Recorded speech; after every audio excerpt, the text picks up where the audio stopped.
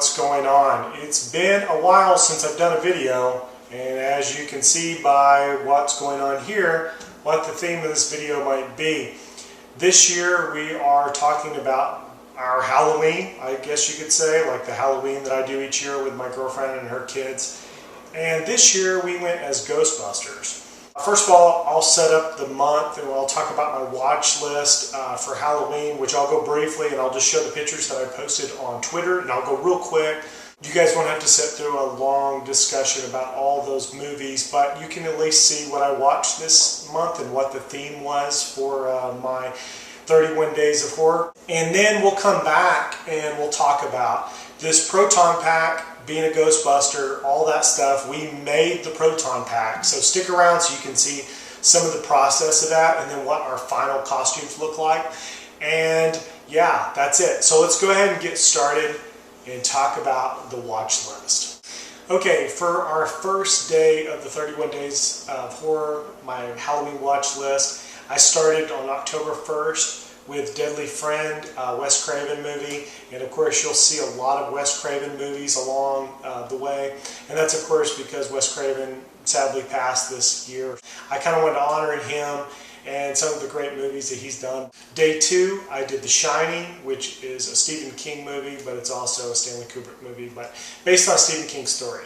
So that's the other half of my theme this month. I was trying to do a lot of Stephen King movies. We kind of talked about doing this for a while since I went to the Stanley Hotel almost a year and a half ago, which was the inspiration for the movie The Shining. So that kind of got us thinking that I was going to do Stephen King this year. So on the third day, I went back to watching some Wes Craven, and this is where I started watching the Scream movies. And I just decided to watch these in order and just watch all 4 of them. I was really in the mood to watch Scream this year. So day 3, I watched Scream, the first one. You'll see a group picture. I posted all these on Twitter, so I'll try to show them as I posted them like they looked. Of course, day 4, Scream 2. Then on day 5, Scream 3. Day 6, Scream 4. And then we also made some Jiffy Pop popcorn, in between there. You saw that. On day 7, I went back to watching a Stephen King movie. This time, John Carpenter's Christine. Day 8, I watched a Stephen King movie that I hadn't seen in a really long time. And I had this on VHS, and I thought, might as well watch it. So on day 8, I watched The Night Flyer. Day 9, I was kind of in the mood for something different. Wanted to watch something from television. So we watched Chinga, which is from the 5th season, 10th episode, I believe, of The X-Files. That was on day 9. That was written by Chris Carter and Stephen King. Day 10, another Stephen King. We watched Firestarter, which I think is a really underrated kind of a sci-fi, psychological horror. I guess you could almost list it as horror, but it's really very sci-fi. Day 11, Stephen King's Children of the Corn, which I hadn't seen in quite a while, so I really enjoyed watching that. Day 12, The Mist. This has been on my Halloween watch list on and off for... It's not on there every year, but it seems like it's on there at least every other year. I really enjoyed The Mist. Great Frank Darabont movie, based on Stephen King's, also his short story, The Mist. Then on day 13, Stephen King's Cat's Eye, which I really think is a great movie, like if you're into like Creepshow, Tales from the Dark Side movie, a lot of those anthology horror movies. Then on day 14, I watched 1408, which is another Stephen King story. I really enjoy 1408. I really think that for a movie that was as big as it was when it came out, it's not really talked about that much, and I think it's really a great movie. Really well done. On day 15, I watched Stephen King's It, which is, of course, a classic. I hadn't seen it in a couple of years, so I was really in the mood to watch that. Then on day 16, I watched Stephen King's Thinner, which I really enjoyed this. I read the book almost 20 years ago. Like, I remember this movie was coming out. I picked up the book, and I was really into it at the time. And I hadn't really visited this movie since it came out on Blu-ray, and so I was really looking forward to that. Day 17, Stephen King's The Dead Zone, which was directed by David Cronenberg. Great movie, really suspenseful, well-made movie. And I think this movie is probably not talked about enough. It's really good. Day 18, Stephen King's A Good Marriage. I can't really say that I really like this movie. I think the build-up was good. I don't know if the payoff was there, so it was worth watching once.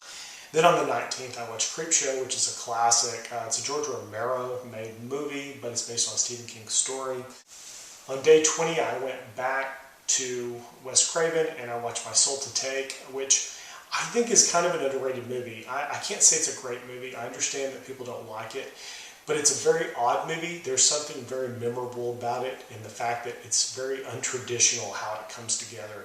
And it's also one of those movies that I feel like he was really pushing the envelope to create some kind of new standard for like how you could do really quick takes and you can make the story kind of confusing in ways. And there's a lot of information going on there, and I don't know if his intended version of the movie hit the screen or not, but I can say that it's rewatchable in the fact that I forget how many little nuances of things are going on, threads of information.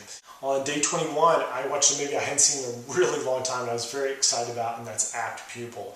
I remember buying this in the 90s on DVD right when it came out.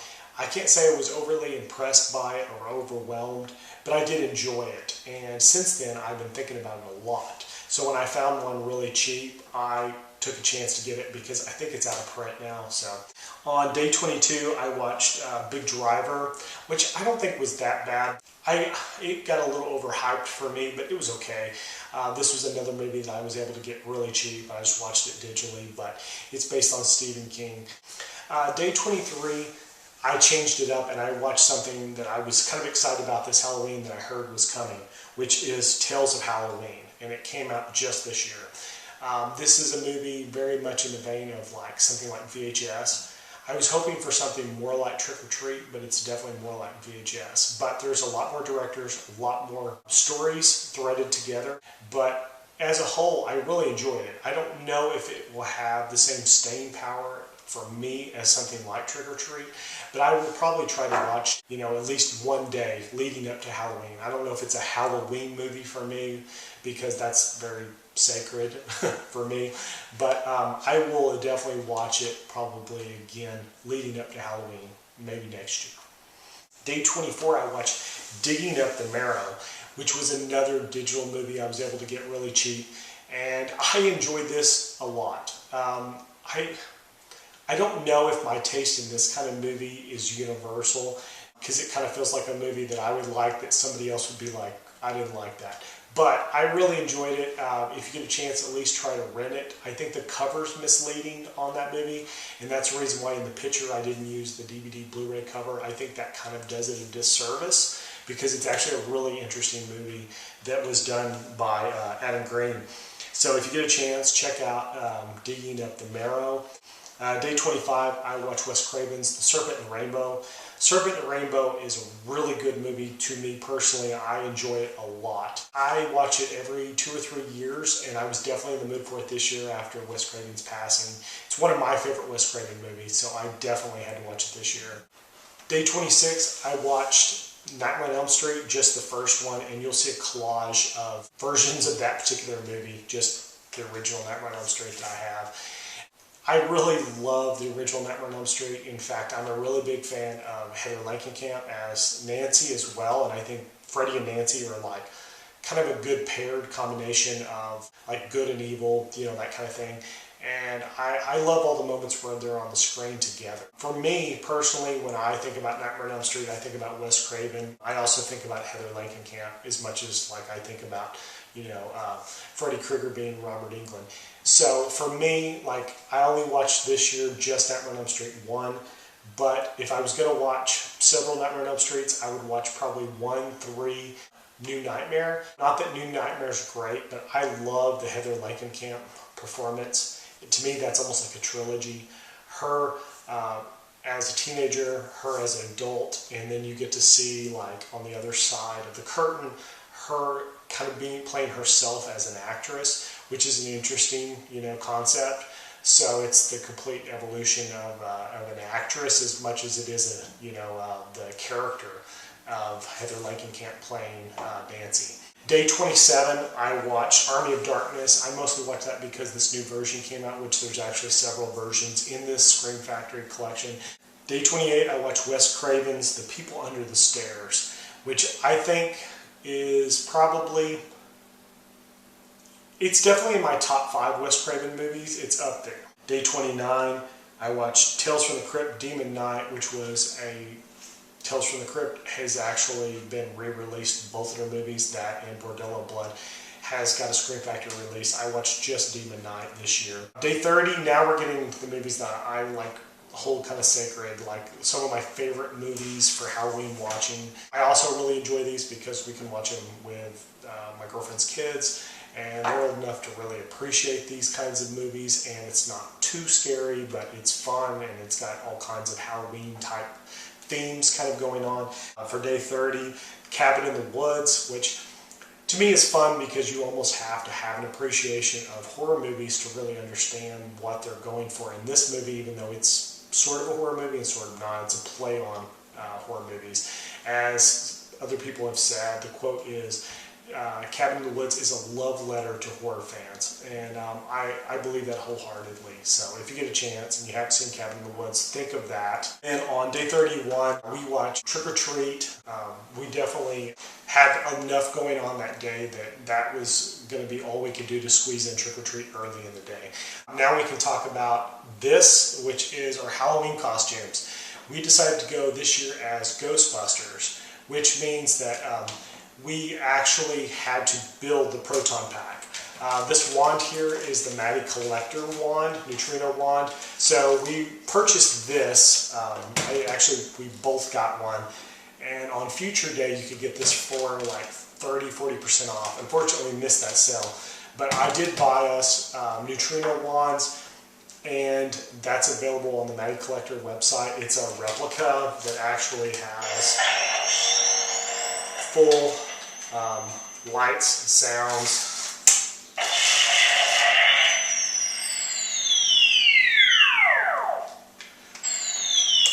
This is one of those things where I wish we had time to build this. I would have liked to have made my own, but we were on a crazy schedule.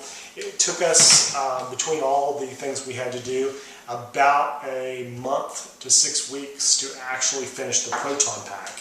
The proton pack itself is made out of parts. I'll start by showing you that we start off with a flat wood piece of board. It was about 1/4 inch thick, but it was a little less than 1/4 inch. We got one of the cheaper pieces of wood. We started from there, we built up the wood pieces. This here is a cake pan that we actually had to cut holes in, this aluminum cake pan. Of course, we had to put lights in there, our light pack batteries on this side. This is another light that's supposed to be the power bar. We had to put a power light there. The rest of what you see here is mostly made up of vitamin lids and pieces of wood and cut wires from things like old internet setups and all kinds of things. And it looks like this. This has a ton of pieces that you can buy at your local Lowe's, Home Depot, even some things you can buy at Walmart. The main thing that really kind of binds us together is all the screws, wood, and everything and glue that we kind of combined into this thing and spray painted it. And as you'll see the progress, the spray paint really kind of brings it together. And then all these little bitty wires and gadgets are the pieces that really kind of highlight the color, because without it there is no color. In fact, this whole entire thing probably is highlighted by little small details. A lot of the bigger details kind of get lost. These little pieces, like these little knobs and things like that, and these that all look like metal. A lot of them are plastic that we had to hand paint. So there's a lot of painting on here besides the blanket black paint. But I'll let you guys see us in our full costumes wearing the packs. Of course, this is lit up. And you've heard the sounds from the wands, and now you can just see what we look like in our costumes. I personally went as Ray Stantz, Dr. Ray Stantz, and my girlfriend went as Egon Spangler. So we kind of chose, those are our two favorite Ghostbusters, so that's just the reason why we chose those in particular. And we had thought about my girlfriend going as Janine. And I really said, I was like, don't worry about it. Let's just go as you being Egon. Don't try to be, you know, that. Let's just let you be Egon, you know. And I think to me that's kind of a cool thing, because I wanted to do something like that, to at least have that character represented, to kind of give something back in spirit to Harold Ramis for what he had done, you know, by creating the Ghostbusters and being Egon. And he's somebody that will be sorely missed in the years to come. And I can't imagine a world with Ghostbusters and him not in it, so it really saddens me. So I'm really, really honored that my girlfriend would just, you know, be willing to kind of, you know, like gender cross to be Egon and not be bothered by it. That's awesome. I think she did wonderful as Egon. I was highly impressed with how our costumes and all this stuff came out. Of course, we built 2 of these, so as hard as this may seem, I had to do it twice, and I say I didn't really mean I personally. I did do some of this, but my girlfriend did a lot of it too. I owe a big debt of gratitude to her for all the dedicated hours. We put in, we estimated over 100 hours per pack.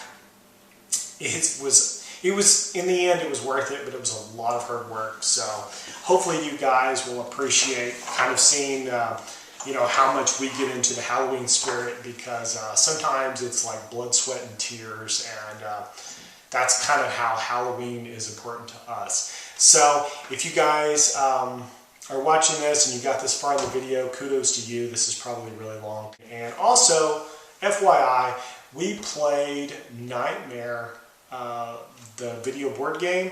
Last year we played Nightmare the video board game and had snacks. This year we played Nightmare the video board game 2 with Baron. And Baron's kind of a character that now he's the host on the second board game. We'll show you some pictures here of him on the screen, and then also the board game. You need the original board game and Nightmare 2 in order to play those together. But it was really fun. But getting back to what we were all talking about here, please let us know what you guys dressed up as Halloween. I'm always excited to hear and see that. If you're interested in following some of the progress of this, or whatever the case may be, hopefully we may do some other things with this later. We may go to a convention and cosplay as Ghostbusters, maybe. This is a lot of like sore bones and joints and stuff kind of hauling this around. I don't know how these are supposed to weigh for an average person that cosplays, but ours are about 30 pounds or so. So that turns into a really long day. So I will leave it at that. I hope you guys had a safe and happy Halloween. And we will see you guys again next time, where I'm going to finally catch up on all my updates. Okay, take care guys. Bye-bye.